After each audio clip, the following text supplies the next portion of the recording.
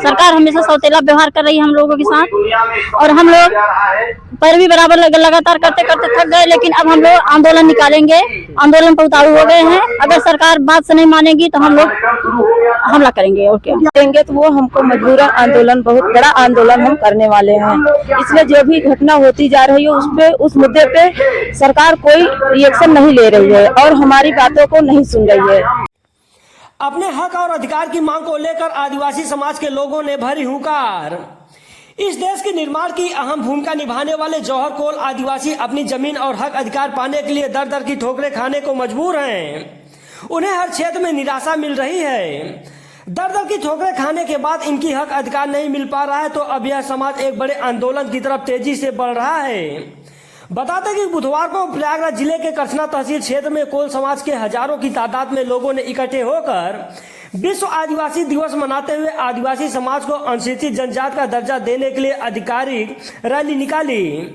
Rally में शामिल लोगों ने मध्य प्रदेश सहित अन्य राज्यों के तर्ज पर उत्तर प्रदेश में भी कोल आदिवासी समाज को अनुसूचित जनजाति एसटी का दर्जा देने का मांग किया।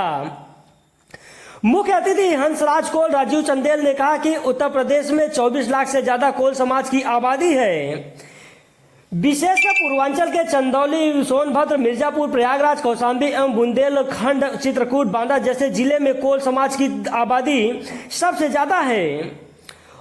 1980 में उत्तर प्रदेश के तत्कालीन मुख्यमंत्री विश्वनाथ प्रताप सिंह ने कोल समाज को जनजाति का दर्जा दिया था, जिससे काफी संख्या में कोल समाज के शिक्षित बच्चों को सरकारी संस्थाओं में नौकरी का लाभ मिला था और उनकी भी आर्थिक स्थिति सुधरने लगी थी।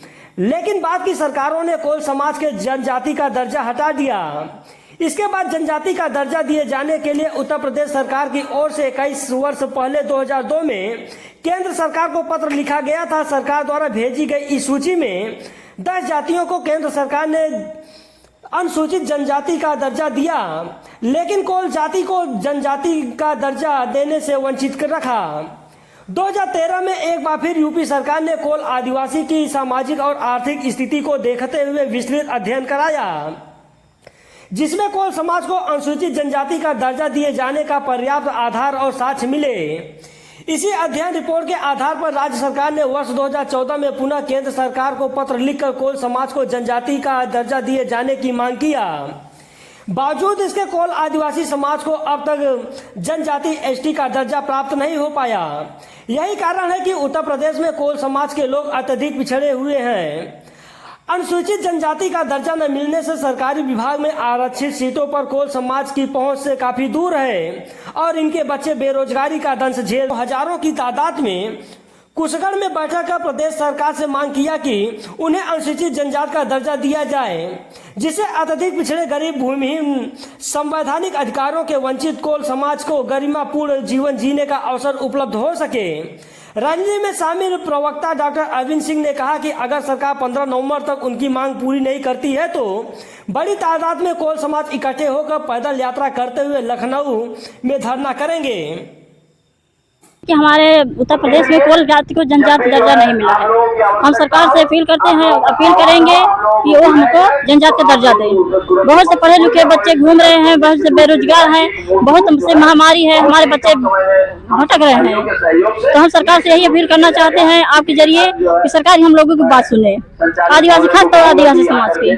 देखा जा रहा है कि जो आदिवासी समाज है काफी पिछड़े वर्ग में की आवश्यकता है। ऐसा है, सरकार हमको हर जगह जनजाति का दर्जा मिला, लेकिन हमारे यूपी में नहीं मिला। सरकार हमेशा सौतेला व्यवहार कर रही है हम लोगों के साथ, और हम लोग पैरवी बराबर लगातार करते करते थक गए। लेकिन अब हम लोग आंदोलन निकालेंगे, आंदोलन पर उतारू हो गए हैं। अगर सरकार बात से नहीं मानेगी तो हम लोग हमला करेंगे। और क्या लग रहा है कि आपको कि ये जो आंदोलन आप लोगों ने खड़ा कर रहे हैं इससे आपका लगता है अगर यहाँ पे मसला नहीं हल हो सकता, हम लखनऊ चलेंगे, हजारों लाखों की जनता में लखनऊ चलेंगे सरकार के वहाँ पर। आपका परिचय?